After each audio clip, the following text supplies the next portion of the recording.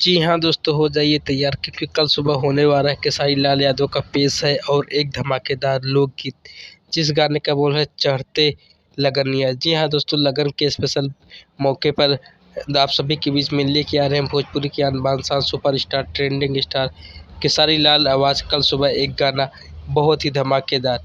जी हाँ दोस्तों, ये गाना आप सभी के बीच में wide music wide company channel के माध्यम से सुनने को मिलेगा, चढ़ते लगनिया।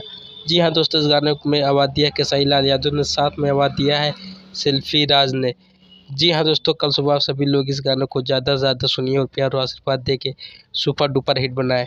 इस गाने में म्यूजिक दिया है दोस्तों आर एस शर्मा ने और इस गाने को बहुत सारा प्यार और आशीर्वाद दे के रहुआ लोग कल सुबह म्यूजिक वाइड चैनल पे सुबह 6 बजे ये गाना आ जाएगा, तो आप सभी लोग 6 बजे जाके भोजपुरी की जानी मानी कंपनी म्यूजिक वाइड चैनल पे ये गाना सुने और प्यार और आशीर्वाद दे के चढ़ते लगनिया गानों को सुपर डुपर हिट बनाया। मैं मिलता हूँ नई वीडियो में, तब तक के लिए जय हिंद।